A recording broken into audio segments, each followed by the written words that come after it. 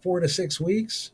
Some people that we've talked to have still said they're too busy to do this or to read this or to analyze that or even to register to vote. But how can people be too busy to register to vote during a COVID pandemic shut-in? That's what I'm thinking. At this point, oh boy, that changed everything too, and all the settings and everything have just gone nuts. So, all right, well, I'm going to try to fix some of those while we're talking here. But the lighting and everything changed when it all blew up. So let's try to pick up where we left off. We talked about block walking. We talked about how few people actually get out and do their job. We're talking about that bond referendum. In that case, it was road utility district, and I've done shows on that. And I won't even get into the corruption in our own Attorney General's office when Greg Abbott was the Attorney General, and related to the road utilities district that he made so much money off of. But what we do want to talk about is it's estimated that there are 60 million committed church-going Christians in the United States, but yet in any given election, the best numbers are 30 million of them actually vote. Yeah, correct. Isn't that shocking? So think about it this way: if a pastor is looking out at his sanctuary, half of that sanctuary is registered. Mm-hmm. That's it. So I'd say that's overly optimistic. I'll be frank with you, based on my experience. Yeah. Okay. Could be. So then when it comes to presidential elections, I'd say that would be an unusual church that you'd have half of them registered. Okay, so you think it's even less than that? I think it's probably less than 20%. Wow. Well, the study we looked at said that was the case, and that was, I think Dobson was the one that. Well, it was Dobson and Barner. I think it was Wishful, and Barner. So if you look at that, half of your sanctuary, or less than half of your sanctuary, 60% of that chunk of your sanctuary actually votes in presidential elections. Mm-hmm. Now, when it comes down to primary elections, only 5% of that limited group. So it's like just some folks over in the corner that are voting in the primary. And that's when Christians have the opportunity to choose different candidates. Well, the primary election, every election is important. But the primary election is, for me, Atonement Day. That's when we, as Republicans, I'm not going to talk about Democrats right now. I may, but I won't. Not going to do it right now. That's when we, as Republicans, that's when we go and repent of our sins and try to elect better Republicans. Yes. Because I'd say the biggest problem we have here in Texas, and probably the biggest problem nationwide right now, is we have way too many Democrats in the Republican Party. Probably. Yeah. And the way to filter them out is during the primary. The primary is when you fix that. That's the only time. I was in a conference call yesterday with John Cornyn, our senior senator, and the stuff coming out of that guy's mouth, it's just mind-blowing to me. Wow, you got through. We try to call him all the time. You got through. Well, I had pre-registered to be part of this conference call, so they actually called me. Wow. So they did not take my question. And, of course, it was on the COVID virus. And just so you guys know, I listened to the entire 1-hour conference call. Most of the calls were from Austin, and most of the calls went something like this. Man, this COVID virus is going to kill us all. We need to have some kind of law to put these people that don't wear masks in prison forever, because that's the only way we're ever going to be able to save ourselves. And John Cornyn, you got to write a law. There's got to be a law. That was the type of calls that went on. Wow. So my call was, what about all of the independent contractors and small business owners that haven't gotten a check yet? Yep. And how do they select who gets the checks? And Doc, I need a haircut. I need a haircut. You gotta know somebody, but your hair looks pretty good. You should have seen mine before last week. When a friend of a friend said, "Oh my God, I can't look at him that way anymore," and volunteered to do something about it. So, and I see that friend in the chat room. Thank you. You saved my life. I appreciate it, buddy. So anyway, that's what comes down to. I would like to take a minute, and I would like to say a few words to the average voter out there in a language you can understand.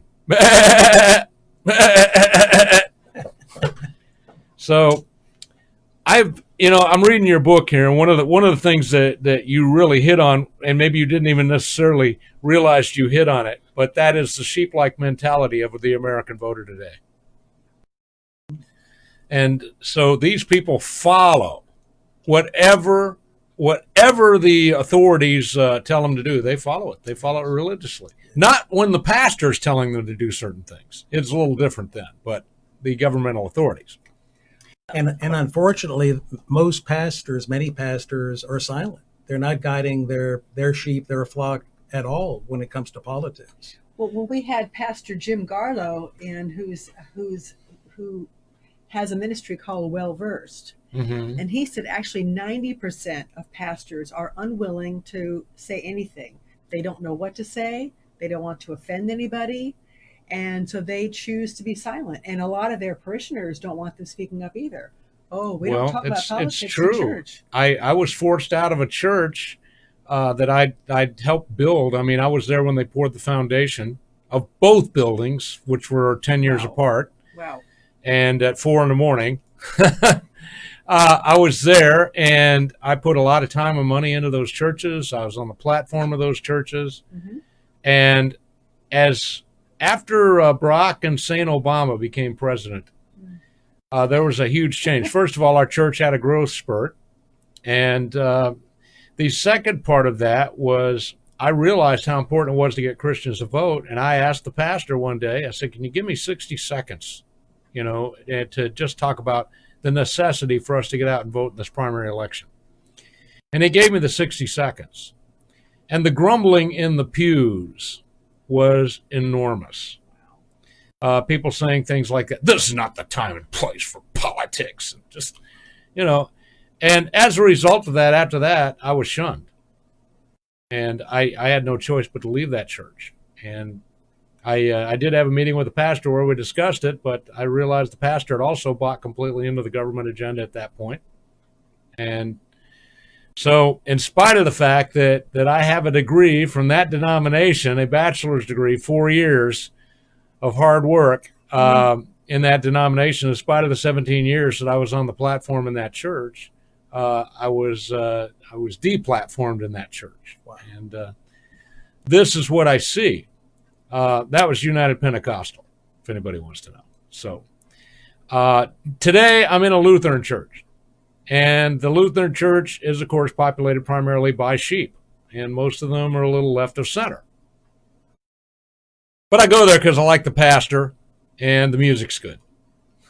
And everybody should go worship somewhere on Sunday. Yes. And I like That's right. corporate worship as opposed to just doing it by myself. Yep. It's better if you do it with other people. We agree. Totally. So you wrote We've missed it. this book, and you talk about, one of the things you hit on here, and the reason why we had to vote, and this is a serious problem, civilizational jihad. Aha. Yes. Yes. And that's real, and it's a scary thing because a lot of people are totally ignorant about Islam and what Islam truly is. It's not peaceful. I've done a lot of research into There's Islam. no peace in Islam. No. You're right. And until there is not a single Muslim alive on the planet, that is when there will be peace in Islam. Well, what they say though is that there will be peace when we are all submitted to Muhammad. So they say that. But that's just not true. That's because they believe that peace will come when we all stop pushing against, because we're all kafirs until we submit, until we use that word again. Yeah, We're kafirs. We're kafirs. That's we right. are absolutely kafirs. That's right. We're kafirs and we're infidels. That's right. I had an event downtown. The Muslims have a huge event here in Houston every year. And I've done it 2 years in a row. I went down there to preach the gospel of Jesus Christ to these Muslims. Wasn't down there to protest. We were just down there to play some music and preach. That's all we did. And I had one Muslim man come up to me. He's a very pleasant fellow, but very insistent. And and he said, well, we only fight you until you quit fighting us. And then we don't fight you anymore. That's right. And that was truth. That was absolute truth. He's right. But most people don't understand who the infidel is. And the infidel is anyone who is not as good a Muslim as you perceive yourself to be. And once you understand that that is the correct interpretation, then all of a sudden you realize why the Sunnis are killing the Shias, and the Shias are killing the Sufis, and the Wahhabis are killing everybody. And there are some other sects. Yep. But this is universal and across Islam, and that's why there cannot be peace as long as there's a single Muslim alive. Because if there's a single Muslim alive and there's somebody else that's not a Muslim, he has to either convert him or kill him. And if there are two Muslims alive, one of those Muslims is not going to be a good enough Muslim, I can assure you, to please the other one. So that is civilization jihad, and that's what they're doing here in the United States right now. This year, in the congressional election, we will have almost 120 Muslims running for national office. So that's scary. And that's why we need more Christians voting. And we have to regain the majority in the House. And you mentioned the 60 million Christians a few moments ago. Mm-hmm. So if 30 million of those Christians did not vote in 2016, that's the population that we have to focus on in the next 6 months. We have to recruit them. We have to educate them. We have to equip them. They've got to get off the sidelines. And unfortunately, the Republican Party is going after what they call the high propensity voter. They're going after the people who have historically voted. Well, let me also say about that Muslim convention that I was down there preaching. While I was outside preaching Jesus, the Harris County Republican Party had someone inside registering Muslims to vote. Wow.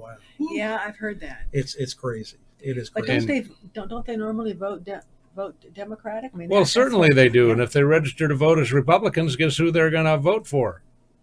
Not going to be the conservative. Exactly. So this is what we had to fear, and that's why I personally was rooting for James Dickey, who I used to consider a friend. I was rooting for his defeat because he is one of the guys that's reaching out to Islam. Wow. And that is why I want to see Colonel Allen West take that seat, because Allen West, I've got a chance to get to know him a little better. That guy loves Jesus Christ with all of his heart. Make no mistake about it. I got to hear him actually preach a sermon. Wow. And he didn't have notes. Wow. He got up and preached. I'm impressed. I was impressed because I didn't know that about him. I just knew he was a good conservative, and I knew that he understood enough about Islam to realize it was not good for Texas. Not good for our country anywhere. So Doc, could we talk a little bit more about the silence of our pastors? Yes, because the silence of the pulpit is killing us. It really is. And I don't know how many of your listeners are aware that the Family Research Council in the last year or so, it's actually been longer than that, has what they call community impact teams. Mm-hmm. And if your listeners go to frc.org, you can find out more about community impact teams. You need the commitment, the endorsement of your senior pastor, of course, but the community impact team does all the heavy lifting in terms of doing the research, getting the voter guides out, doing voter registration in the lobby and all of that stuff. Happy to say that we have one of those alive and well at Grace Woodlands Church. This is a great grassroots way to get voters out of the pews and to the polls, particularly those 30 million who chose to sit on the sidelines in 2016. Well, there was a project called the Jonathan Project being run out of Austin. Yes. And I applied for that project to work with them, and because I have a unique set of skills to do so, but they said I was too controversial, and therefore I could not be a part of that project. So, getting back to the silence of the pulpit and talking about sheep, this is a problem. It is. The church is so afraid of controversy. Yes. That they will not preach truth. Yes. It was when I was going down to the library to stop the Drag Queen Story Hour here in Houston, Texas. And, of course, I got arrested. The two child rapists that were working inside the library did not get arrested. And we're just trying to bring attention to this, but out of 33,000 Christian churches registered in the city of Houston, 33,000, we couldn't get 33 people down there to those well-publicized Sundays that we were down there. They're too busy. They were too busy. Well, more than that, they were, of course, the book right here. Too busy to vote and too busy to serve. But no, they were afraid. Because they said, well, what if the homosexuals target my church? What if they start coming in here and disrupting our services? So I want to know, Are there any, well, I asked this question. I said, are there any Christian pastors out there that love Jesus more than they fear the government or fear the homosexuals or fear the devil? Well, Dr. Jim Garlow in California, they used to have, they used to write their sermons in such a way to actually challenge the IRS to come after them in their 501c3, and they would send them. They would send them the sermons. I love that. And the IRS never came after them because they know that this 501c3 law is a toothless tiger. It has no church has ever lost their 501c3 ever. Yes, and you know why? Because it's completely unconstitutional. Yes, and if it that's ever right. makes it to the Supreme Court, that will be the end of it. That's right. So they want to use the penumbra of it to scare people, knowing that it is a papier-mâché tiger. Exactly. But a lot of pastors have used it as an excuse. That's and, right. We'd like to send those pastors duct tape. Yes. They've got to take They might as well wear it. Because They Well, they might as well because they don't preach. Yes. And what I'm looking for, of course, I think the 501c3 ought to be done away with. It has. Agree. And I think any church, at least temporarily. I think Trump has. It's an executive order. Well, yeah, executive order. He Yeah. got rid of the Johnson Amendment, said that's it. But I want to get rid of it entirely. I want churches to pay taxes like every other business out there. And then I want pastors to start preaching. Yes. Amen. Look, I'm going to ask you this question, and I'm going to look right in the camera when I ask this question.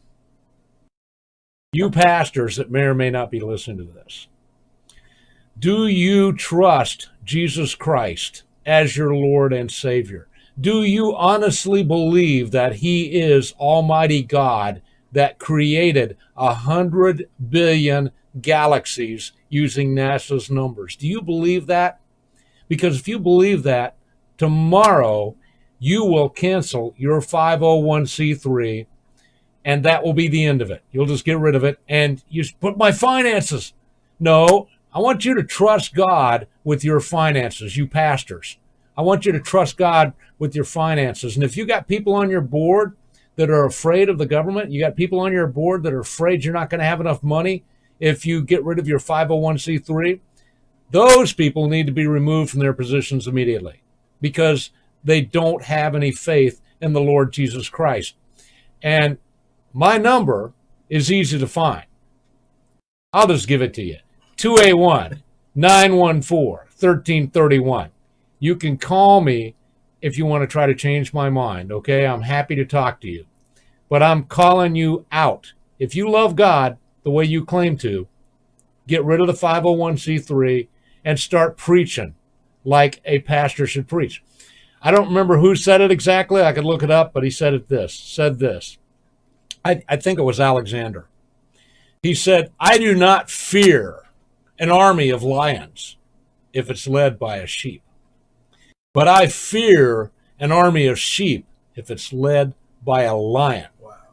So I want you guys to consider that. We're going to hit this break. We're going to be right back on the right side of the mic. Like and share. If you're watching this on YouTube, please hit the subscribe button, and we'll be right back.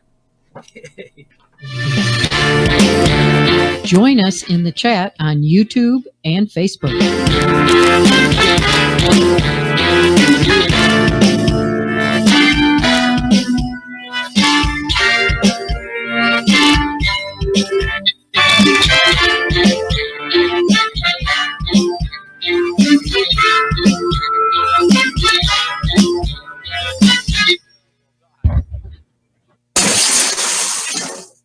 Doc says all the best words start with P. Prudence is a good word.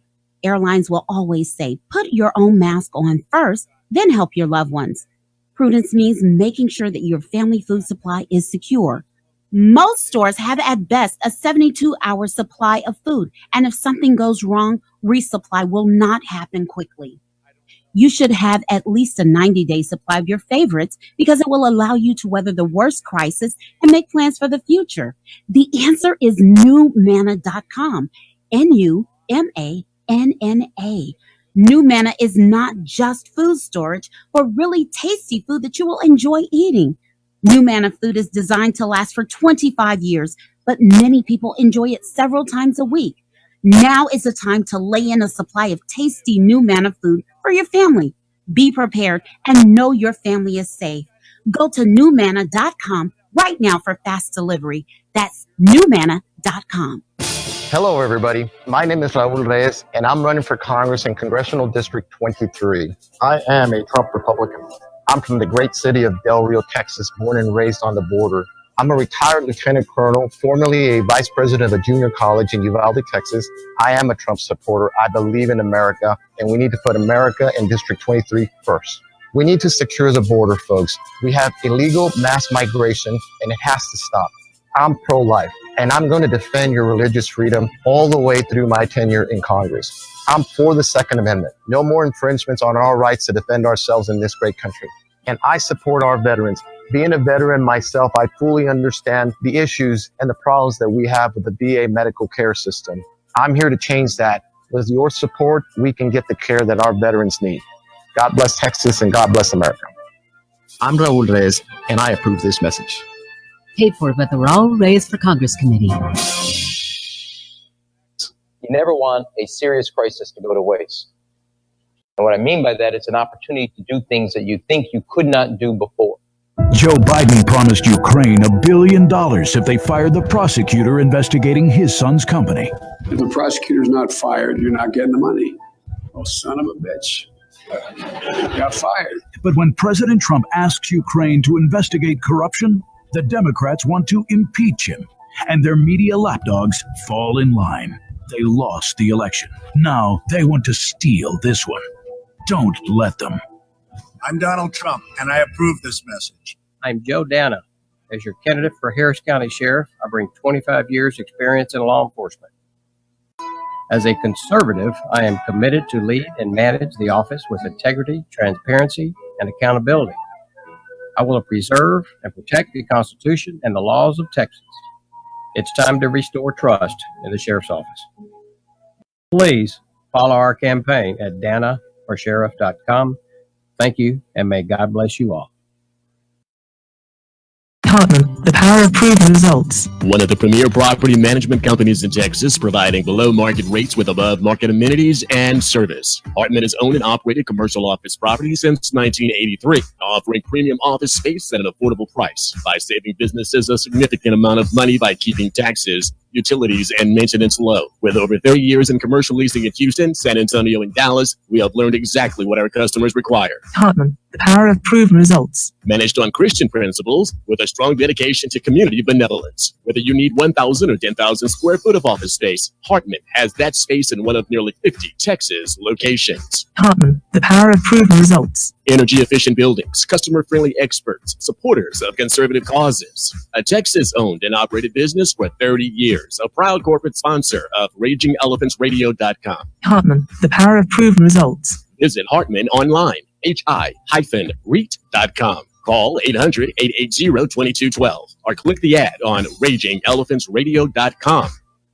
Hey, Barry the Music Man here for Tejas Smoke Depot. They have everything you need when it comes to smoke. Check out the 150 square foot walk-in humidor filled with a huge selection of fine cigars. Or give them a call at 830-990-1472 and order up what you want. Maybe you like to roll your own. They have it. Maybe you need a gift for a smoker in the family. How about a new pipe? They have a large selection, even a cross-section of great beers in stock. In a hurry, come by and use the drive-thru, located at 1639 West Highway 290 in Fredericksburg, Texas. Out of town? Visit them at the website, TejasSmokeDepot.com, or call 830-990-1472. That's 830-990-1472. It's smoking. Like the sounds of cannons on the horizon, please return with me to the Amazing Green Show, because I like things that go kaboom.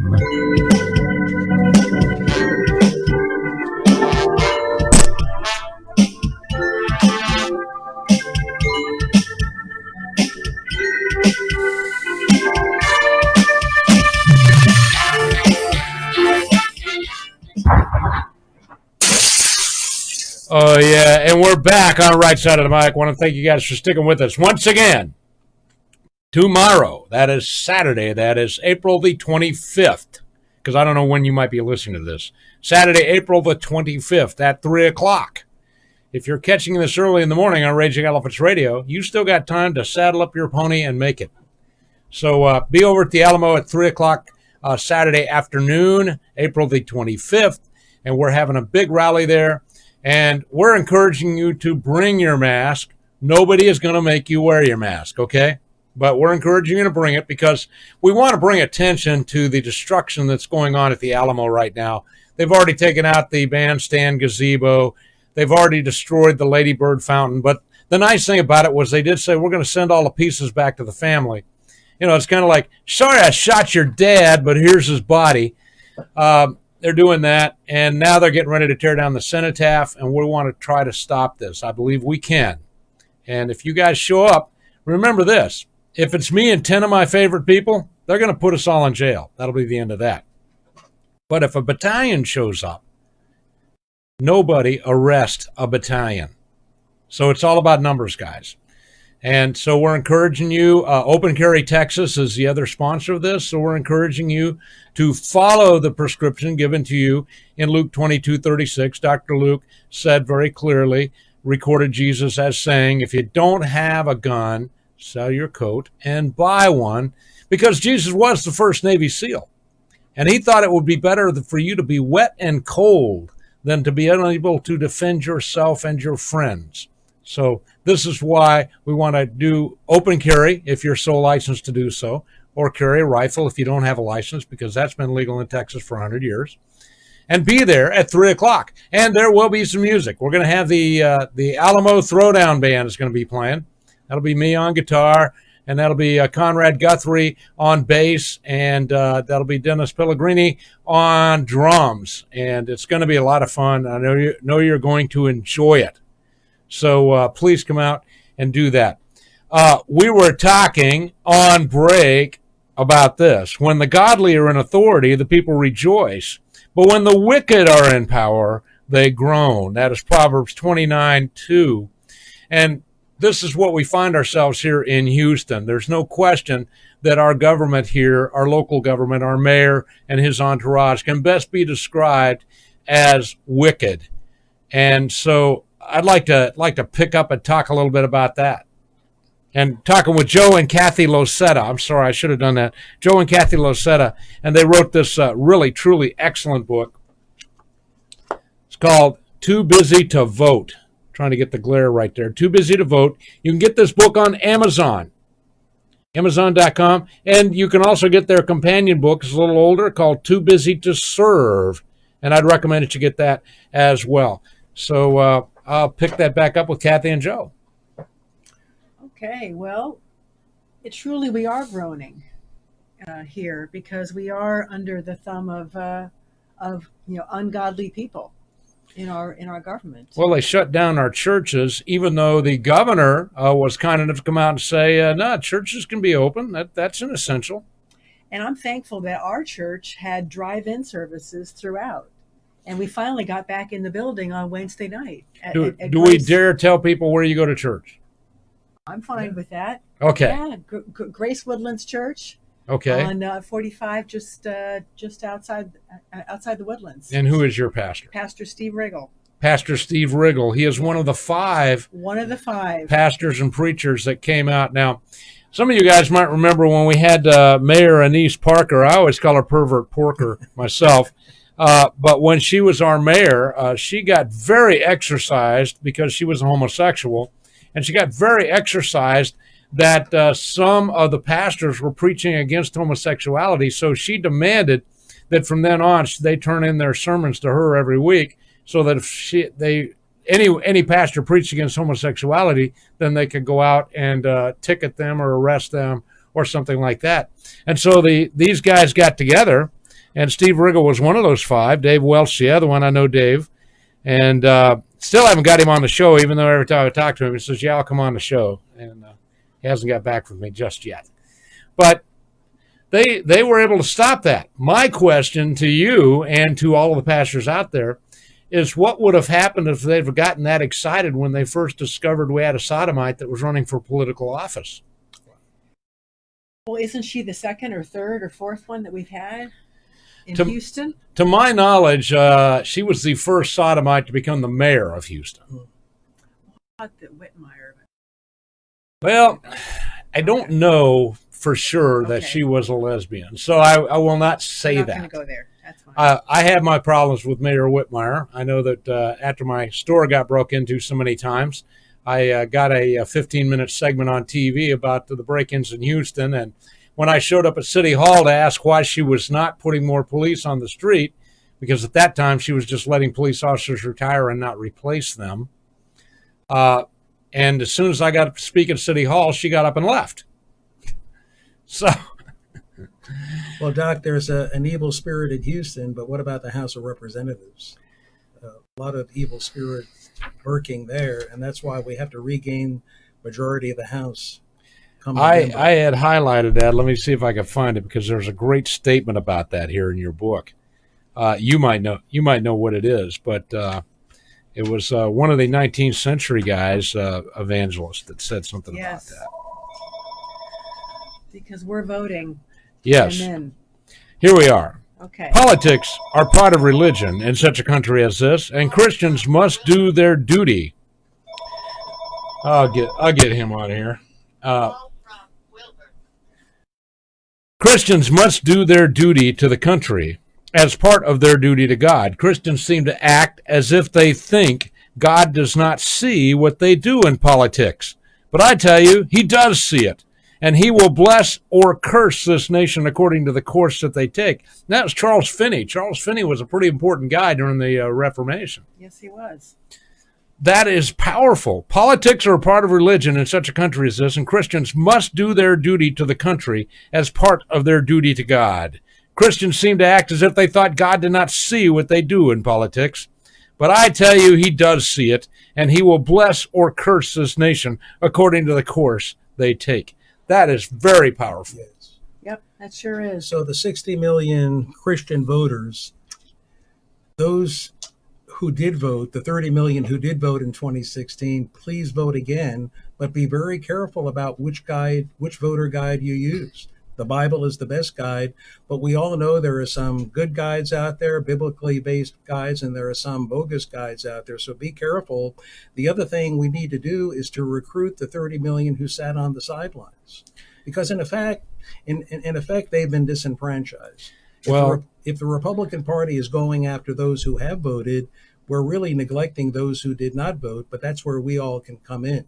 And we can recruit them, because starting on Sunday, we'll be back at church. And although the adjacent seat may be 6 feet from us, that person sitting next to you, high probability they did not vote in 2016. We need to start recruiting all those folks. That's right. Well, talk is cheap, so we should do it.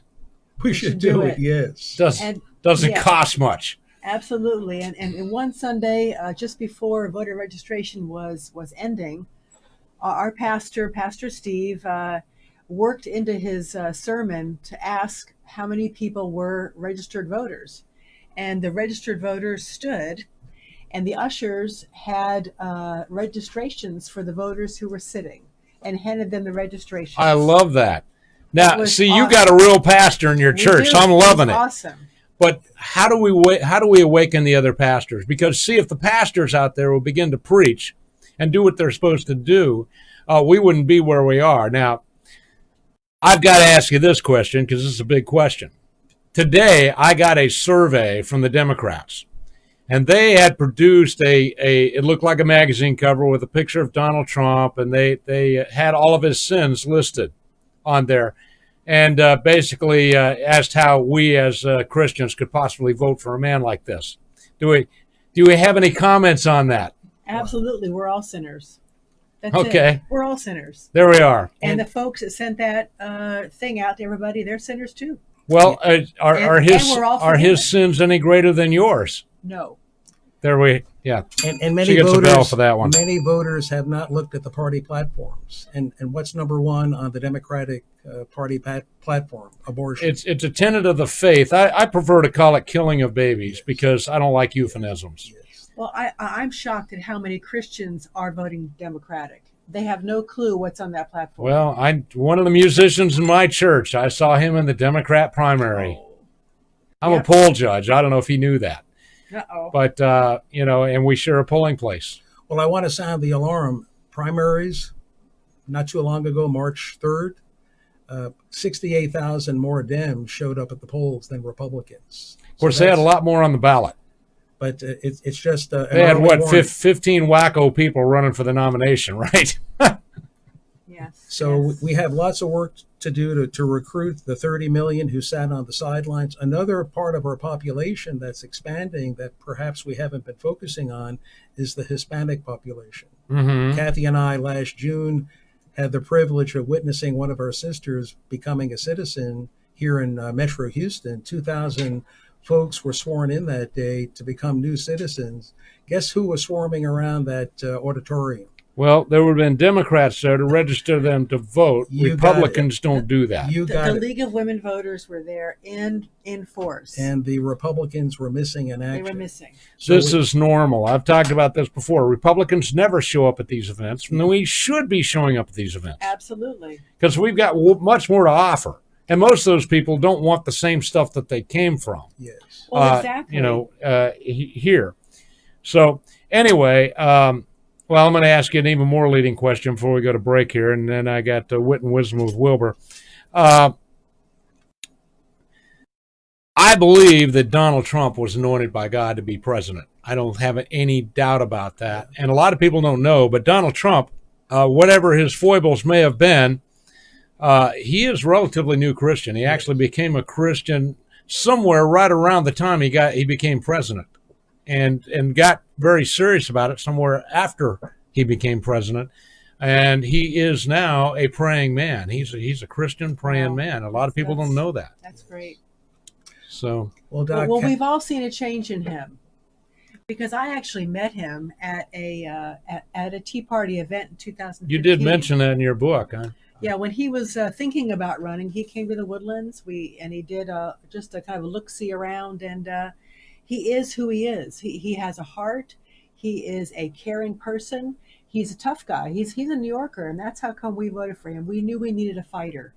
That's what we needed, and a has he been that? He has been a fighter, and we pray for him to keep on fighting. About the only campaign promise that I've come across that he really didn't keep was he promised to get rid of 2 regulations for every new regulation that was put into place. He miserably failed on that. He said 2 for every one. It's actually 26 regulations for every one. That's what he's done. That's awesome. If you want to know why. Way to go, Trump. Yeah, first time I've seen a president in the history of my entire life. First time I've seen a president that has actually moved toward the right since he became president. Well, he's surrounded by many Christians. He is. He is surrounded. And he chose that. Yes, and I'm so thankful for that. Including Mike Pence. And Doc, wouldn't it be great if early during his second term, that Donald J. Trump recommits his life to Jesus in the Oval Office? It would not surprise me if he did that. Wouldn't that be something? But, I watch every State of the Union, and I've loved his State of the Union. So I love this last one in particular, though, where he gave Rush Limbaugh the Medal of Freedom. Yes. That was awesome. I got a little choked up at that. Yes. At some of the other recognitions he had. Just no president that's ever claimed to be a Christian has acted like a Christian as much as this president. All right, I got to hit this break, and then I got Wilbur Witt on, and so if you guys want to stick around with me for a little bit more, we'll do some more. We'll be right back on Right Side of the Mic. Join us in the chat on YouTube and Facebook.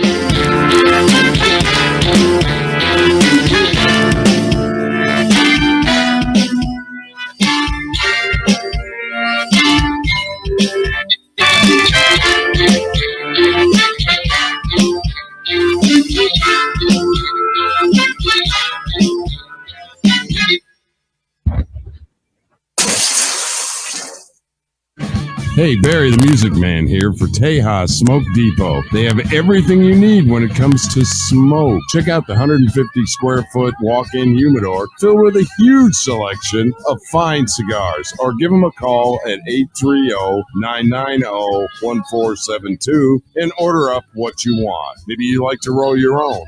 They have it. Maybe you need a gift for a smoker in the family. How about a new pipe? They have a large selection, even a cross-section of great beers in stock. In a hurry, come by and use the drive-thru, located at 1639 West Highway 290 in Fredericksburg, Texas. Out of town? Visit them at the website, TejasSmokeDepot.com, or call 830-990-1472. That's 830-990-1472. It's smoking. Hello, everybody. My name is Raul Reyes, and I'm running for Congress in Congressional District 23. I am a Trump Republican. I'm from the great city of Del Rio, Texas, born and raised on the border. I'm a retired lieutenant colonel, formerly a vice president of a junior college in Uvalde, Texas. I am a Trump supporter. I believe in America, and we need to put America in District 23 first. We need to secure the border, folks. We have illegal mass migration, and it has to stop. I'm pro-life, and I'm going to defend your religious freedom all the way through my tenure in Congress. I'm for the Second Amendment. No more infringements on our rights to defend ourselves in this great country.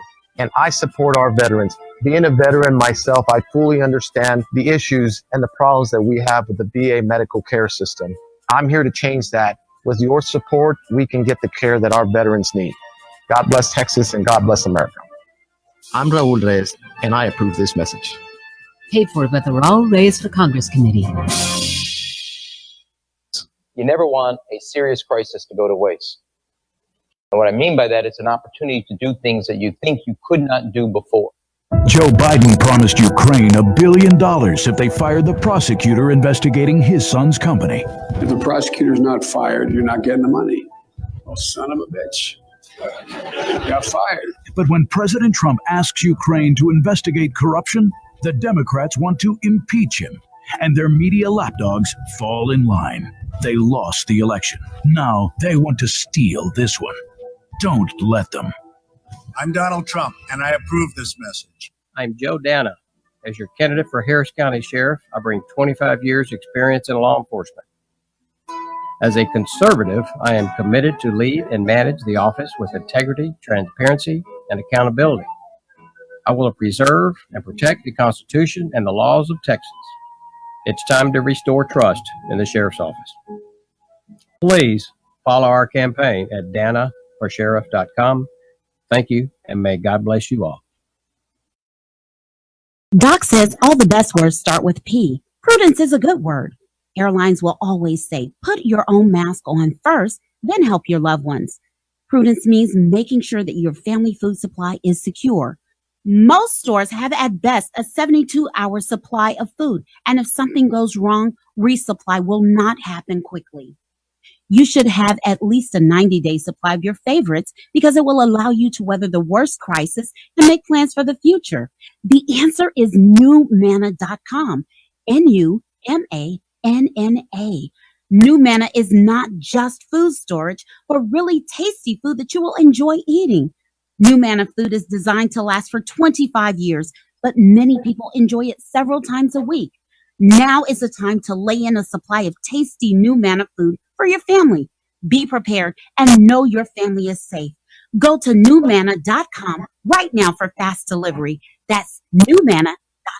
Hartman, the power of proven results. One of the premier property management companies in Texas, providing below market rates with above market amenities and service. Hartman has owned and operated commercial office properties since 1983, offering premium office space at an affordable price by saving businesses a significant amount of money by keeping taxes, utilities, and maintenance low. With over 30 years in commercial leasing in Houston, San Antonio, and Dallas, we have learned exactly what our customers require. Hartman, the power of proven results. managed on Christian principles with a strong dedication to community benevolence. Whether you need 1,000 or 10,000 square foot of office space, Hartman has that space in one of nearly 50 Texas locations. Hartman, the power of proven results. Energy-efficient buildings, customer-friendly experts, supporters of conservative causes. A Texas-owned and operated business for 30 years. A proud corporate sponsor of RagingElephantRadio.com. Hartman, the power of proven results. Visit Hartman online, hi-REIT.com. Call 800-880-2212 or click the ad on RagingElephantRadio.com.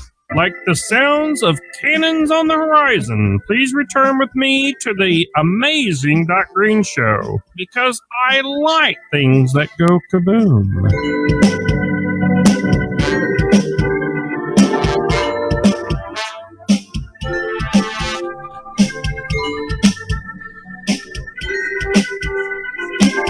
The doctor will see you now.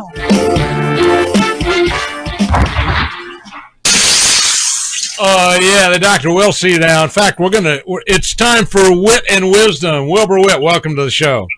Well, good to be here, and welcome, guests. I've been listening to you. Doc, I had, hold on here. Let me get up here. Originally, I have one article I wanted to read to you, but listening to what y'all were talking about, I've actually got two articles that I may be allowed. Well, I always allow, because Wilbur Witt's a great writer, and you can usually find his stuff on my page, either the Doc Green page or the Right Side of the Mic page or the Amazing Doc Green Show page. We've got several pages out there. And Right. hello, we've got to say hello to the Apostle Claver Tika Maui Monity. He has rejoined us. And Greg Rendon, good to see you. I hope you'll be sporting that stash at the Alamo tomorrow when I see you. And Angie Aguirre, she'll be there at the Alamo. And I don't know if Sandy's going to make it down or not. Sandy Grossman, you guys know her? Yes. Yeah, Absolutely. she's in the chat room. We love Sandy. Hello, Sandy. So anyway, well, Wilbur, you have the floor. Oh, and by the way, guys, Wilbur's books are available on Amazon too. So go ahead, Wilbur. This goes straight in with what y'all were talking about. I wrote this about a week or so ago, and I got turned into Facebook and got a strike against me putting it up. Anyway, oh yeah. And I heard another voice from heaven saying, "Come out of her, my people. They're not the partakers of her sins, and that ye are not of her plagues. For her sins have reached unto heaven, and God has remembered her iniquities." Could it be that we're getting the comeuppance for our actions? As we as a people embrace political correctness, did we ignore godly correctness? We blasphemed the sanctity of family, marriage, common decency, all in the name of love. Are we now paying for this? When Doc Green was arrested for trying to do a news report on Drag Queen Storytime, I had an epiphany. This is just wrong. Little children sitting on a monster's lap in a public library while the parents try to appear accepting to this perversion is just wrong. We murder millions of the unborn, up to and including those who survive the procedure only to be killed anyway, and their body parts are sold. We've done this, people. And when we protest, it's called hate speech. We as a nation have wallowed in sin for years. Preachers are so politically correct that they're afraid to address this in the pulpit. I had thought that God ran out of fire and brimstone because we eclipsed Sodom and Gomorrah way back yonder. Then came the perfect fix, a virus that seeks out people, a bug that brings down nations and keeps everybody home with family. Abortion clinics are having to shut down. Bars, casinos, even barbershops. We have to learn to cook again. And being adulterous is almost a sure death sentence. So we all huddle together in our homes, waiting on the angel of death to hopefully pass us by. But when it's over, did we learn anything? Or did we fall back into our old ways? Always remember, in Moses' day, there were 10 plagues, each one more special than the one before. And wow. This is why I have Wilbur on, because Wilbur is an incredible writer, and you bring stuff to the plate that a lot of people don't know. So, wow, you were in rare form on that one, Wilbur Witt. Well, like I said, I took a hit from Facebook for it. They whack you for that, huh? Yeah. Now this one here I wrote today. I read an article about the numbers of cases. And I'll just read this to you and you'll pick it up. I love magic. Most magic is misdirection. Look here, don't look there. You see only what the magician wants you to see. Ken juggles while Teller slips a baseball under a cup. One of the main tricks is taking advantage of the human brain perceiving what it expects to see, what is normal, what has always happened, the sound of quarters falling in a tin cup, all perfectly normal, until Teller takes the glasses off of a member of the audience and dumps 2 quarters into a cup. At that moment, you have magic, because it's impossible. Yet you heard the quarters. Moreover, you saw the quarters fall. Abracadabra. Mm-hmm. So, it is with the seasonal flu. It comes every year right on time, just after Black Friday. Makes people sick, makes some people die. People are encouraged to get flu shots. Sometimes it works, most times it doesn't. It's explained that if you got the shot, it didn't get the shot, you'd be sicker. The flu is expected. We see what we expect to see, the quarters dropping in the cup. This winter, we had the usual flu season. As it seemed to be winding down, there was a sudden resurgence. A new strain seemed to come out of a place called Wuhan. When the first case hit Washington State, there was a flurry of activity. This super flu was more deadly than any other flu that ever come before. As it raced down the West Coast, and then it went transcontinental, invaded New York, the nation was closed down. The WHO said WTF and declared a pandemic. It's the end of the world if we can only contain it. But what if it had already been there? And with the seasonal flu, whatever version that was, did they give that one a celebrity name? We now know that tests don't work. They're still turning out dozens of brands, each claiming to be better than all the rest. But the sad fact remains that all of them can't tell the difference between the flu and the clap. Mm-hmm. Wow. Yeah, the numbers exploded. Watch the cup now. Watch the cup. If there was a flu in New York and say a certain number of people died, do the math. Naught from naught equals naught. Out of the enormous number of victims, the death percentage would be right along expected lines. Doctors would not be alarmed. CDC would rock right along. We expected to see the quarters. Now, just for grins, let's say when China raised the alarm for COVID-19, and we waited for it to arrive here as it marched across the planet, then when people fell ill or even died, it became part of the new improved COVID-19 file. Being a much smaller subset than the regular flu season, the percentages now were much higher, much more alarming. Now, bear in mind, the regular flu didn't go away. It just wasn't the superstar that COVID was. The Rolling Stones could always beat the Beatles, or the Beatles could always beat the Rolling Stones. So now we watch for peaks and curves, and we hoard toilet paper, and the government calculates percentages on a slice of the original pie. And numbers appear to be waning. We're told this is because being good boys and girls. Simultaneously, summer approaches. Watch the cup now. Watch the cup. Yesterday it was put forward in the president's press conference that sunlight kills viruses. The president asked if it were possible to introduce light into the human body and perhaps kill the virus that way. Any day now, I expect ads on Facebook saying that you can buy a pen light to shine at your butt and walk away COVID-free. Did you see the quarters? Did you see the quarters? Oh, man. Well, of course, what Donald Trump was referring to, there is an experimental thing that's been used on several diseases right now where they actually irradiate the blood with ultraviolet light using an intravenous device. And Donald Trump was referring to something like that, but you couldn't tell that from the news media, the way they blew it up. They tried to make it look like he's crazy. But it's just like Alex Jones. You know, if Alex Jones was truly crazy, they would ignore him. The problem is he's not crazy, and he's right most of the time, and that's why they have to get rid of Alex Jones. Well, I pulled something on Brother Theo the other day. We were looking at the Bell County numbers the other day. That'd be Brother Theo, the PhD in philosophy, right? Yeah, that guy, yeah. Well, I got to his PhD after I looked at. We only got about 103 cases in Bell County, and we had 4 deaths, and now we got 3, I believe. We had a resurrection or something. But anyway, I told him we get the breakdown. So many people over 50, so many people over 70, so many people in their 20s and 30s. I said, "What's the preteen count?" And he looked. He said, "But they haven't lined that out. There's one guy under 20, but there's no preteen count." So, no, I don't see it. You know why, Ted? Why? Because it doesn't exist. They're out there playing in the sun, stupid. Yeah. Well, and sunlight kills the COVID virus. Hot and dry kills the COVID virus. Over 80 degrees, the COVID virus lives a very short lifespan. And we know that to be true. By the way, I hadn't done it yet because I have Joe and Kathy Losetta in the studio today. But here are the current numbers. You guys ready? Can I get a drum roll, please? As of today, 0.002% of Americans have been diagnosed or misdiagnosed with the virus. That's right. 0.002% of Americans have been diagnosed or misdiagnosed with this virus. And that's not counting the 65 million illegal aliens. If we count them, it's a much, much lower number.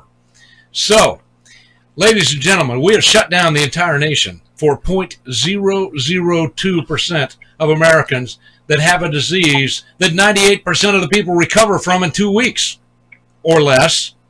In fact, one study I did, I covered 3 doctors, over 150 patients on the hydroxychloroquine. They have 100% recovery rate, 100% of them. So there you have it. It may be that we don't need Bill Gates' vaccine at all, Wilbur. Well, I always so you know me for years. You know, when somebody says, "Have you taken your flu shot this year?" No, I can catch the flu all by myself.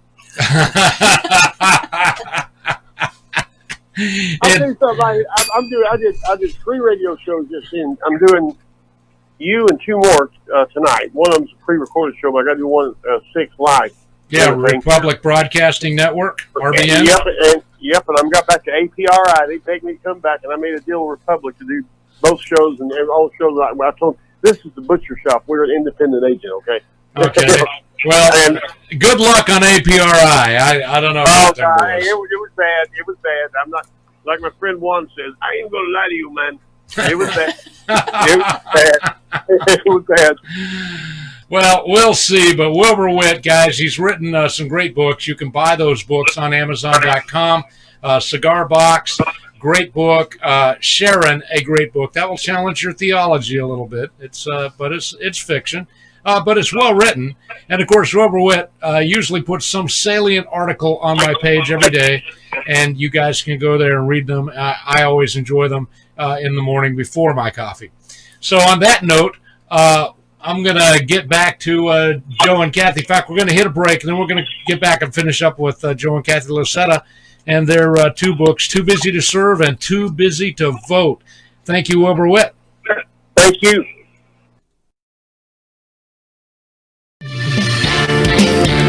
Join us in the chat on YouTube and Facebook.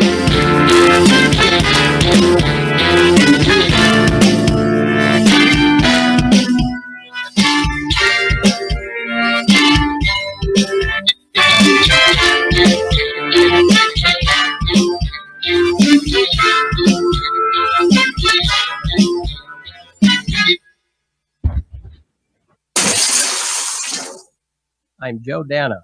As your candidate for Harris County Sheriff, I bring 25 years experience in law enforcement. As a conservative, I am committed to lead and manage the office with integrity, transparency, and accountability. I will preserve and protect the Constitution and the laws of Texas. It's time to restore trust in the Sheriff's Office. Please follow our campaign at danaforsheriff.com. Thank you, and may God bless you all. Joe Biden promised Ukraine $1 billion if they fired the prosecutor investigating his son's company. If the prosecutor's not fired, you're not getting the money. Oh, son of a bitch. Got fired. But when President Trump asks Ukraine to investigate corruption, the Democrats want to impeach him, and their media lapdogs fall in line. They lost the election. Now they want to steal this one. Don't let them. I'm Donald Trump, and I approve this message. You never want a serious crisis to go to waste. And what I mean by that, it's an opportunity to do things that you think you could not do before. Hey, Barry the Music Man here for Tejas Smoke Depot. They have everything you need when it comes to smoke. Check out the 150 square foot walk-in humidor filled with a huge selection of fine cigars. Or give them a call at 830-990-1472 and order up what you want. Maybe you like to roll your own. They have it. Maybe you need a gift for a smoker in the family. How about a new pipe? They have a large selection, even a cross-section of great beers in stock. In a hurry, come by and use the drive-thru. Located at 1639 West Highway 290 in Fredericksburg, Texas. Out of town? Visit them at the website, TejasSmokeDepot.com, or call 830-990-1472. That's 830-990-1472. It's smoking.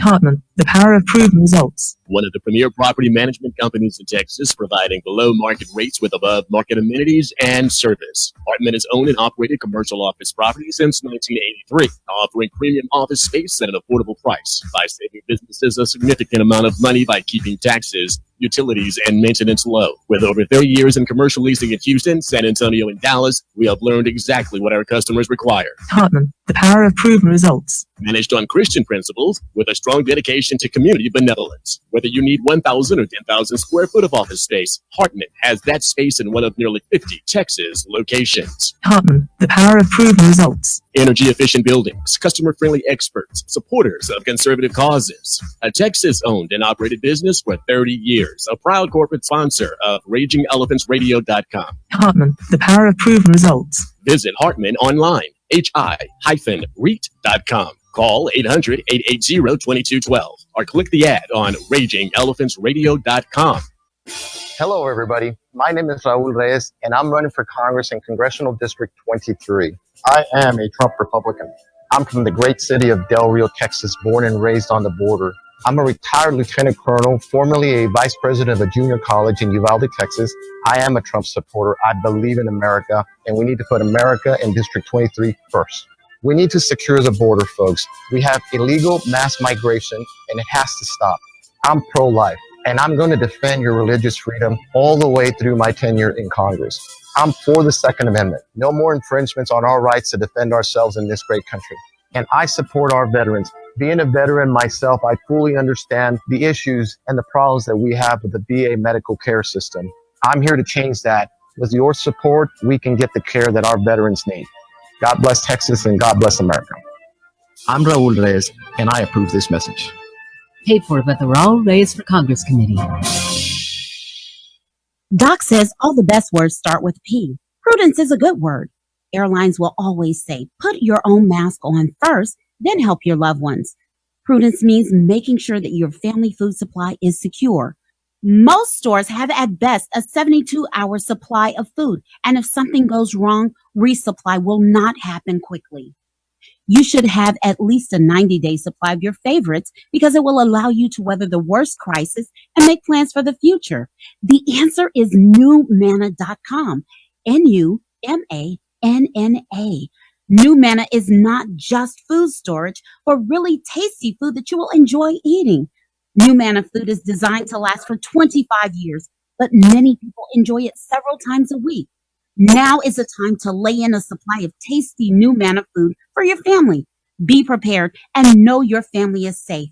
Go to newmanna.com right now for fast delivery. That's newmanna.com. Like the sounds of cannons on the horizon, please return with me to the Amazing Green Show, because I like things that go kaboom.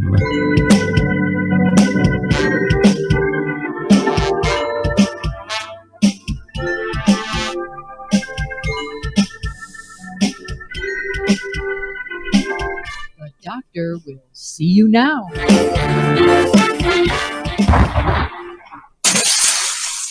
Yes, indeed. Gregorio Rendon, he's going to be there tomorrow at the Alamo, and I don't know if that. I think that mustache is probably not real, the one that he sports on Facebook. That's what I'm thinking. But anyway, I want to see all of you guys at the Alamo tomorrow. That will be April the 25th, Saturday, April the 25th, So if you're hearing this Saturday morning on RagingElephantsRadio.com, you still got time to saddle up your pony and make it over to the Alamo. And that whole thing kicks off at 3 o'clock. There's parking at the Emily Morgan Hotel. There's a couple of hotels around there where you can park and walk over to the Alamo Plaza. It's super easy. We're encouraging all of you to be there. We're going to raffle off some stuff. One of the things we're going to raffle off is I've got a roll of toilet paper. And you guys know how important that is. So we're going to raffle off this roll of Hillary Clinton toilet paper. And we've also got 2 rolls of John Wayne toilet paper. We're going to raffle all of that off tomorrow. All the proceeds are going to go to This is Texas Freedom Force. And because this is being co-hosted by Open Carry Texas, if you are a Luke 22:36 Christian, we want you to pack your sidearm and come on down there and join us. And remember, nobody arrests a battalion. So if there's enough of us there, they won't arrest us.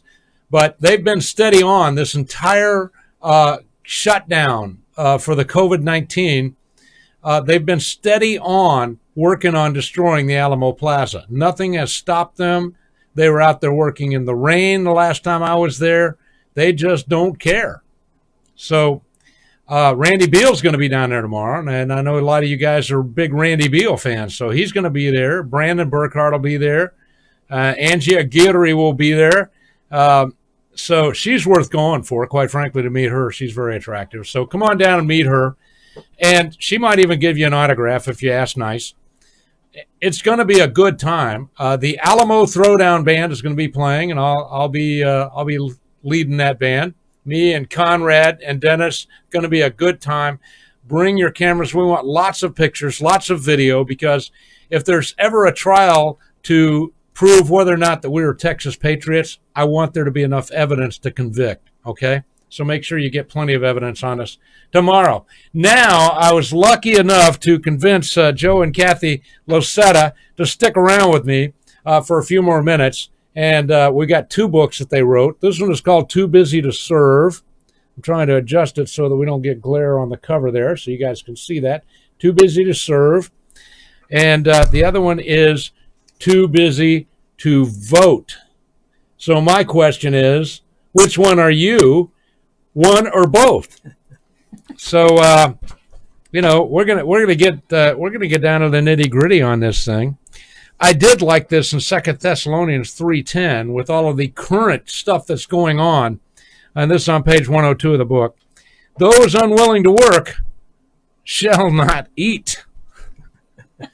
And what are we talking about now? These leftist losers in our government. What are we talking about? We're talking about that $2,000 a month if you don't do a dang thing. Joe and Kathy, I hand it back to you. What do you got to say? Well, that's true. I mean, whenever I think about it, I think about my ancestors who were primarily Dutch, German, and Welsh. Mm-hmm. And when they came over, they didn't expect a handout. They expected to come here because they wanted a new place to raise a family and earn money and work. Mm-hmm. They had a strong work ethic, and they came here probably as indentured servants. Oh, And you mean that's how it white went. slaves?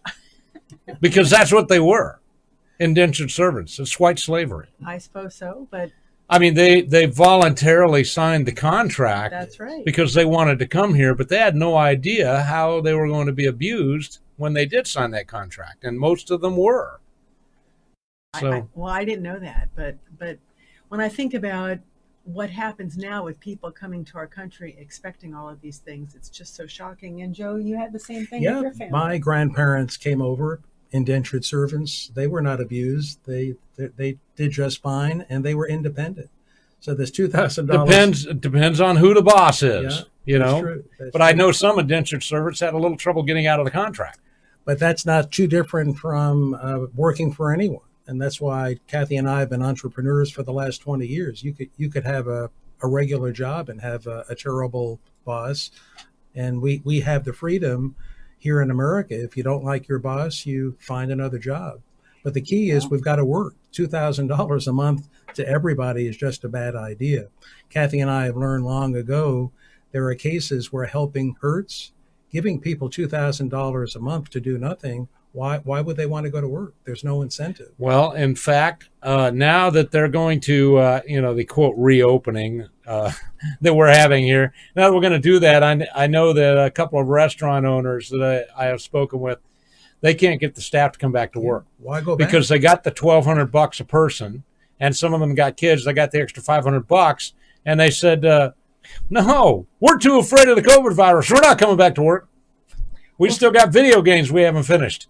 Well, fear is a terrible thing, but getting back to the slaves, what inspired us to write Too Busy to Serve was that through all of our teaching financial peace and stuff, we saw that many Christians are slaves to their stuff. Mm-hmm. You buy a big house, you lease, or as Dave Ramsey calls it, you fleece a car, Mm-hmm. and you just buy all these Or the car things. fleeces you. That's Exactly. more to the point. So really, people are slaves. Oh, speaking of which, have you seen now they've got 82-month contracts on cars? The car's probably falling apart before The you car will be pay wore for out it. before you pay the last payment on it. Things will be broken before that. So our whole point in the Too Busy to Serve book was to free Christians who are slaves to the American dream, which has turned into their American nightmare, and they don't know how to get out of it. So you have to kind of reevaluate your life and what's most important. And if you're a slave to your stuff, then there's no way you can serve God. There's no way you can prioritize family, and there's no way at all that you're going to have time to vote. And working out, forget about it. I mean, there's just no way. And finances, your finances are out of control. And the basic problem is most people, their finances are out of control, so therefore everything else is out of control. But it might be because they made some choices. Not everybody makes the choices, but a lot of people have made choices. That's a book I'll probably never in get debt. finished, but I have a book called Decisions that I've been Right. writing. And in this book, I alternate interviews with homeless people and successful people. What specific decisions got made during your life that resulted in where you are now? Because everybody was a 5-year-old kid at one point in time. Yep. Their entire life was ahead of them. What decisions got made that brought them to where they are? Yep. So I hope, we encourage you to finish that. That I hope one day I sounds get to finish that We book. encourage you to do Well, it. choices are huge. We make choices every day. We do. Discrimination. Discrimination is a part of life. The we have left to would have you believe discriminate. discrimination is bad, but It's a good thing. it's a good thing. It's a good thing. When you go to the market, do you discriminate? Yes. You don't Absolutely. just take any melon out of the case. You check Nope. around, try to get the best one. Absolutely. And me being a man, when I go to the meat counter, I discriminate. I look very carefully at the meat. I know exactly how much marbling I want in my ribeye. All right. So that, my friends, is discrimination. So we have to discriminate. It's a good part of life. But when you let the leftist take over, then you end up with all of these problems. And this is kind of what we've been dealing with. We talked about bond elections. My hashtag, which I encourage all of you to use as often as it applies, abolish public school. I believe the public school system has utterly destroyed America. And they don't emphasize in the public school system the importance of voting either. They don't talk about civics. They don't talk about how a bill becomes a law. It's absolute insanity. What are your thoughts on that? Absolutely. And in my research on schools, John Dewey was huge. He was a secular humanist. He changed our education. Well, there's something a lot of people don't know. Well, he and their Remember the Dewey Decimal System, folks? This is the guy we're talking about. No, that's a different Dewey. It's a Different different Dewey? Yeah.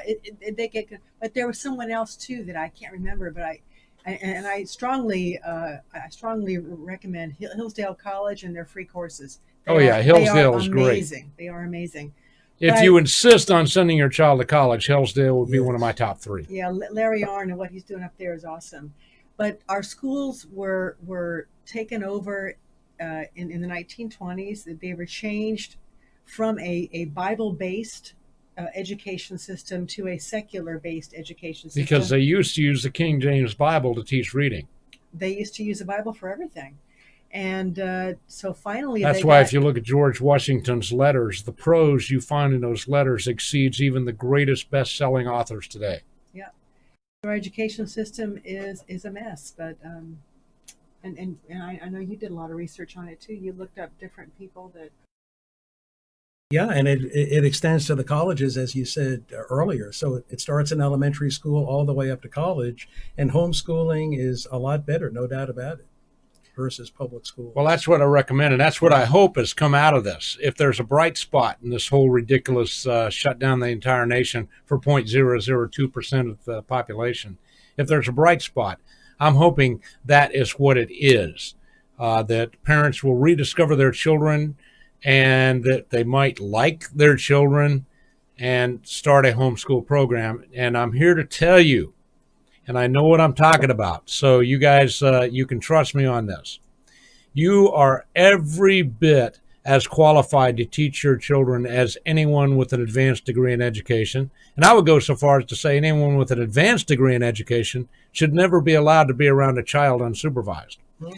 So, but you can teach your children. There are plenty of aids out there. There's entire book systems. Becca book comes to mind. There may be some other good ones out there. But all of my grandchildren are either in homeschool or private Christian school. And so I advocate that you do this. I am sick and tired of our children going to school and being taught to worship at the altar of sexual confusion and being told that the United States is a horrible nation and that there are better communist nations out there that treat people more fairly, which is a lie. And this is what you get in the public school system. And right now, when it comes to mind, I can think of Liberty College as a good one, Liberty University, and I can think of Hillsdale College. There's a place called Montserrat, North Carolina, a good college. The reason I know about that college is because he wrote the book 1 Second After. His name will come to me here in a minute. William Fortune, Dr. William Fortune, is a professor at that college. He's written 50 books. They're all great. You should buy them all. And, we got to do this. Abraham Lincoln said elections belong to the people. It's their decision. If they decide to turn their back on the fire and burn their behinds, then they'll just have to sit on their blisters. That was a pretty good quote right there from the book. The book is Too Busy to Vote. We've got a real problem. We got to get Christians out to vote. The Democrats got their people out to vote in this last election. And I can tell you as a poll judge, we were working in the same polling location, and there were people lined up out the door at 7 o'clock to vote in the Democrat primary. We voted our last voter, who was already inside voting at 6:58. So now, admittedly, our president, we know who our president is going to be. And I'd like to give you some hope at this point. Donald John Trump will be reelected in a landslide. Forget what's going on in the news. Forget how they're trying to paint him as an idiot. He's going to win this thing in a landslide. We are going to retake Congress. Make no mistake about that. And we're going to retain the Senate. But this is the last hurrah. And none of this stuff can happen if you Christians don't get out and vote. You got to balance out the Islamic vote in America, for one thing. You got to balance out the people out there that just want to smoke dope at the homosexual illegal alien wedding. You got to get out there and counterbalance that. And Doc, we have to oppose universal mail-in voting because voter fraud is a big problem, more than ever. It truly is. I know that in the last election, we had 80 people registered to the same mailbox location on Waugh Drive, and they all voted Democrat. So the Dems are using mail-in vote as another excuse around the COVID-19 pandemic. Yeah. We have to oppose that because now they're saying an excuse for an absentee vote is fear of COVID-19. Ridiculous. We all know it. We have to oppose it. It's completely ridiculous. I would like to see, and God bless Donald Trump for the amazing things he's done, but I'd like to see an executive order that wipes out mail-in balloting except for active duty military. But I got to tell you, there's fraud in that. A friend of mine that's in the Army, he said, yeah, every time it came time to vote, they would send us out into the hills on maneuvers. Wow. To keep us from voting. Wow. So Well, got a really important mission, guys. You got to get out there. We can't have you around the camp here during this election. Right. So we have a lot of people in higher authority in the military that are there filled with the spirit of the Antichrist. And that's what we're looking at, guys. We are fighting for the soul of our nation. Will we choose this day whom we will serve? We did with Donald Trump running. Now, I'm going to tell you how Donald Trump won for those of you that are new listeners. You regular guys, you know. We won because the over 50 voter that doesn't have a Facebook account, that doesn't even know what Instagram is, never heard of being a tweet, that voter, some of whom had not voted in 20 or 30 years, registered to vote and showed up. And that's how we turned America around. The question is are we going to do it again? And Ray Howard says, yes, please let God. Please, God, let Trump win again. Well, he's going to win again. I assure you of that. And hello, Tom Barrett from over there in Channelview. Nice to see you, sir. And, oh, by the way, tomorrow, Charlie Bell and Wayne Howell are going to be joining us at the Alamo. So that's right, tomorrow, Bell and Howell at the Alamo. You don't want to miss that. So anyway, this book is great. There's a lot of stuff. You talk about what is holding you back from voting. The excuses given by registered voters for not voting are dreadful and alarming. They are. Yeah. They're excuses. Yeah, well, you know. We have early voting. What's the excuse? That's what I'm thinking. You got 2 weeks of early voting, as a matter of fact. And during that time, it's stupid the way that the Democrat voter registrar set it up here. But during that period of time, you can go to any polling place that's open in your county with your ID and vote. That's right. And typically, if you do that, you don't even stand in line, right? That's right. That's right. Unfortunately, many of our Christian brothers and sisters said, I don't like the candidate. They said that in 2016, and they said it again when Mitt Romney, that's a whole different story. But in 2016, many of our brothers and sisters actually held their nose when talking about whether or not they were going to vote for Trump. And they still do when they talk about him. And we've got to vote for the best. But that's because they don't know who he is. That's right. No, they don't know. They listen to the mainstream media, which is nothing but lies and obfuscations. ABC, NBC, CBS, Clowns Not News, Fox News to a lesser degree. None of these guys tell the truth. So there are only 3 reasons not to vote. Death. What do you think about that one? Well, the dead, I've got to admit, at least dead Democrats are so loyal. They're so dedicated. It's kind of like Halloween. Yeah. And they rise from the grave and they go and do their duty and vote straight Democrat ticket. It's amazing. And the Dems have found a way to get around this next one, being in a comatose state. So they even vote when they're comatose.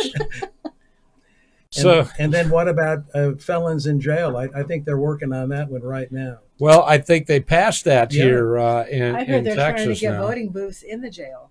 Yes, they want to get voting booths in the jail because this is the only way that you can possibly register more Democrats. So the antidote to voter fraud, folks, is get out the vote. That's right. And Joe and I really wanted to light a fire under Christians. So that's why we wrote our first 5 chapters, Why Vote? Mm-hmm. Christianity and biblical values at risk. Why vote? Constitution at risk. Why vote? Culture at risk. Why vote? Capitalism and free enterprise at risk. Why vote? Communities at risk. Each of those chapters has about 3 or 4 kind of hot topics.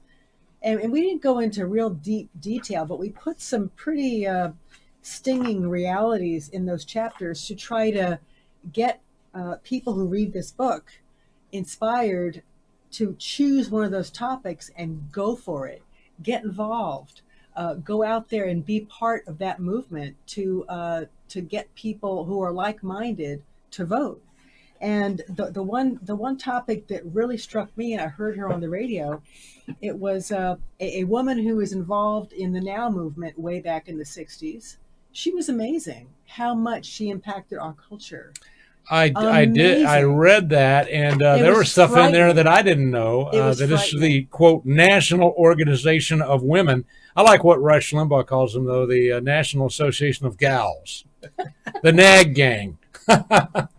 Love it. But I was just shocked at what one woman did. Kate Millett was her name, and she just she got the women's studies. We've all heard about that in the colleges. Now we have women's studies in all the colleges. Yes. Well, here we have one of the things that they do, one of the drills they do. I highlighted it here. Good, good. Why are we here today? Yes. To make revolution.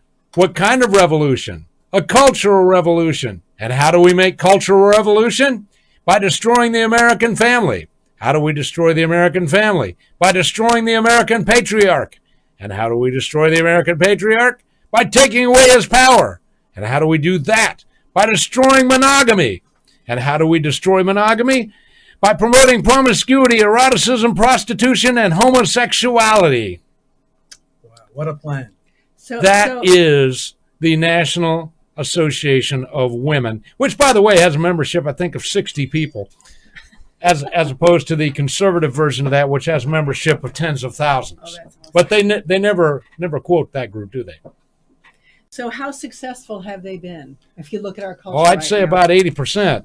I'd say so too, and that's frightening. And they just started in the '60s. It took that long.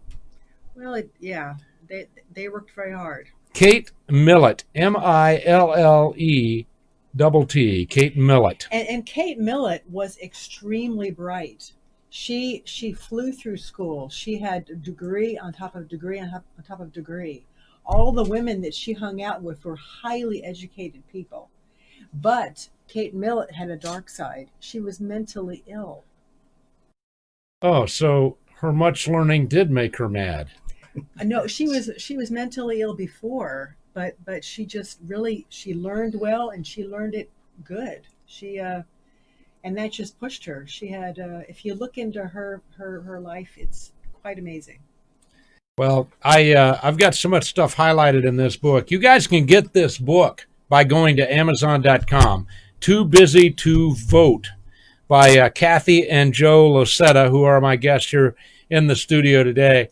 And I'm encouraging you guys to get this. In fact, I'd encourage you to get a couple of copies and share, because the more people that know this, the better off we are. And I'd also encourage you, as I have frequently done in the past, you got to go to your pastors. Buttonhole your pastor. You know, get your little finger and stick it right through his buttonhole on his jacket so he can't walk away. Look him in the eye and say, Pastor, what are we going to do to get Christians to vote? And that's what you got to do. You know, we talked about the zombies voting earlier.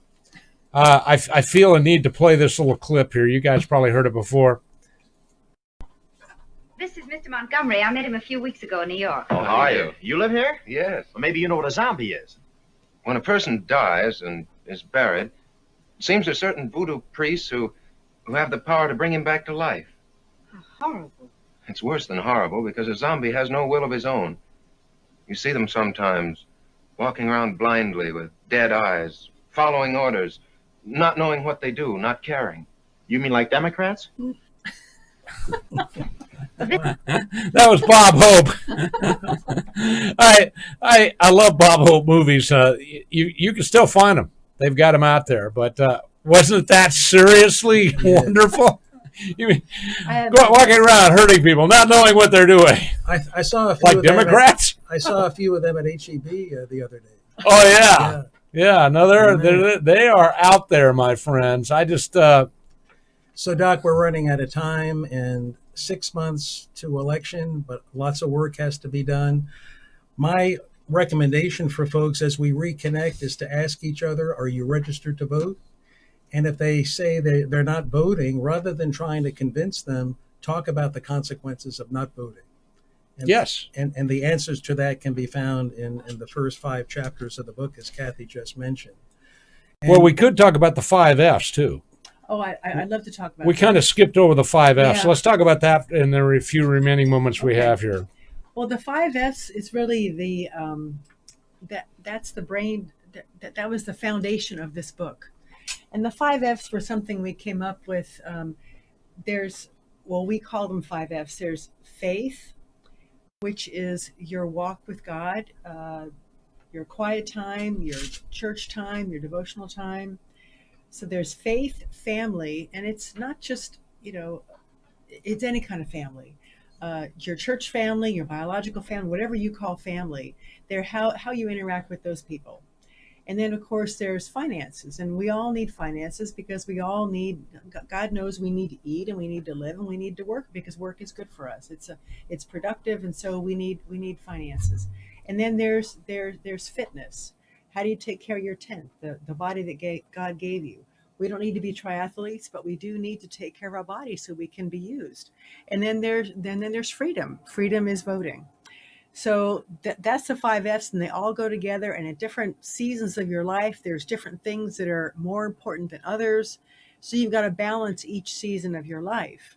But that's what we came up with the 5 F's, and that's what we think. And we think that they're part of God's plan for your life as well.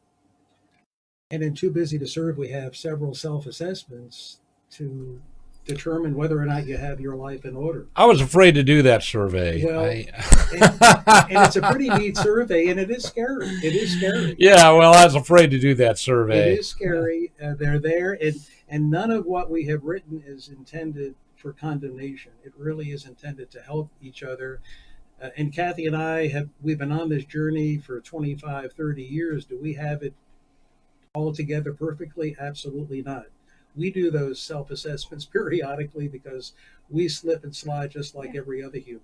Absolutely. So, dear folks, we have to help each other. We're at war. It's a war between biblical values and worldly values. It is a war. And we need every Christian to vote biblical values, not just for the presidential run on the ballot, but for every race on the ballot in November. And don't miss the upcoming runoffs. They're currently scheduled for July, and please oppose universal mail-in vote. That will be the death fraud. of us all, Yes. because at that point, I've talked about it before. I'm going to tell you again. We had one of our associates here who actually decided to follow the mail truck because he knew when the ballots were going out, and so he followed the mail truck on the day the mail-in ballots went out. And sure as shooting, there was somebody else following the mail truck. And they were going along and taking those mail-in ballots as soon as they were dropped off. They were harvesting those ballots. And then they were going to take them back, vote those ballots, and then send them in. Fraud. And I have had, as a poll judge, and I don't know about you, Kathy, but I've had this happen to me multiple times. People will come in and say, I check the roll and say, well, you already voted. You got a mail-in ballot. No, I didn't. I've only had one guy that actually showed up in person with his mail-in ballot in his hand, said, I decided to vote in person. Here's my mail-in ballot. Well, I have had a few of those, but if they do want to vote again, and they're not supposed to, then they have to do the provisional. And when they do the provisional, it's gonna wash out. Yeah, and so it's a big waste of time for everybody. But the fact of the matter is, most of the time, your mail-in ballot, when somebody steals your mail-in ballot, they have discarded 2 votes. And this is a crime. The problem is the Democrats have figured out something that we haven't quite figured out yet as Republicans, and that is simply this. If you commit voter fraud, chances are you won't get caught. I know. If you do get caught, chances are you won't be charged. If you do get charged, chances are you won't be found guilty. If you are found guilty, chances are your sentence will be very light. And by then, your man has been in office for 2 years doing your bidding, and we never go back and fix the error. Donald Trump is the first president in my lifetime that's actually gone back and fixed the errors of his predecessor. He's actually gone back and patched the holes in the ship of state. No president in history has ever done that. Well, that's great. I know that he got J. Christian Adams and the other guy from Heritage on a team, and they attempted to go to every state, and they got so many lawsuits that they had to abandon ship. Yeah, well, J. Christian Adams is a great man. I've got a chance to meet him, and of course he left the Justice Department because of the malfeasance, the illegal actions that he saw happening in the Harrison J. Bunnell Justice Department. So, Doc, we have an action plan on our website, toobusytoserve.com. We can send it to you. Maybe you can post it on your website, because a lot of people may be wondering, what do I do next? That would be great. Guys, I want to thank you for being part of the show today. God bless you. And I'm looking, hey, Wilmer, nice to see you in the chat room, and Raymond Howard also. I hope to see you guys either at the Alamo on Saturday at 3 o'clock, or if you're a Houstonian, Eleanor Tinsley Park, Monday at 11 o'clock. And let's quit being sheep, guys, and let's start being shepherds. Sheep dogs. We'll see you Monday on Right Side of the Mic. Thank you. That was fun.